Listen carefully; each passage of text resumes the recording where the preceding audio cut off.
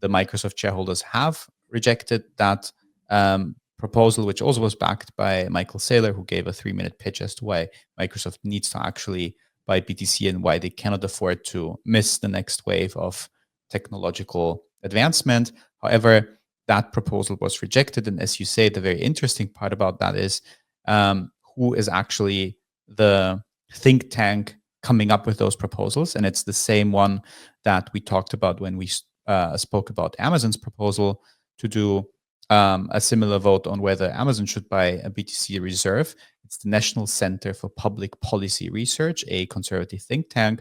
And that organization has filed more than 60 proposals at Fortune 500 companies that all go in exactly that same line of thought to urge those companies to invest into BTC, to invest into Bitcoin as an inflation hedge.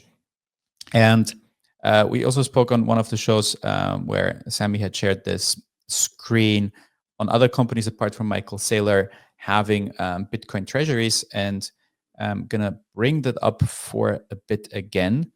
If we look at this, obviously MicroStrategy is on top of that list of companies who have a Bitcoin treasury. But if you look through many of those companies, it's either mining companies, it's obviously Tesla, but so many of the names like Coinbase, like the Bitcoin Group in Germany, Bitfufu, etc., Metaplanet, are companies who somehow are already involved or part of their core business is revolving around blockchain technology. So it's still a very, very rare thing to find that in companies outside of that scope. Obviously, Tesla would be one example that comes to mind. So I think it's interesting from the perspective to see that you have this one think tank who's trying to push companies and try to even make that a topic of debate and bring that to the attention of those companies. Although it also seems like that most of these stories mostly covered by crypto media and by Web3 media outlets. And it's not yet at a point where you would read an article about that on Bloomberg that there's maybe with the Microsoft case because it was backed by Saylor and it gained more virality with that pitch. But for other cases like the Amazon one, it's not a story that would make it into traditional financial media. But I do still think it's valuable that someone or some think tank is trying to push for that and just bring awareness to that topic. Yeah, one of the things which seems to be a lot of these people's argument, which I actually don't agree with, is that the board have a fiduciary duty to, I guess, maximize share price. And by citing something like MicroStrategy, which has seen an enormous surge in share price, it's almost like if the thinking is this: if MicroStrategy buy Bitcoin, their share price goes up. Share price going up is good. That is what is your duty. Therefore, you should buy Bitcoin to make our share price go up. That is your duty.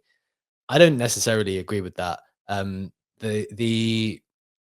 yes, it's their duty to make the price go up, but like, it's not quite as straightforward, right? So the article goes on to give some further context and says the firm MicroStrategy in this case had added $37 billion worth of the crypto to its balance sheet over the years, and this year alone, shares have soared more than 450%.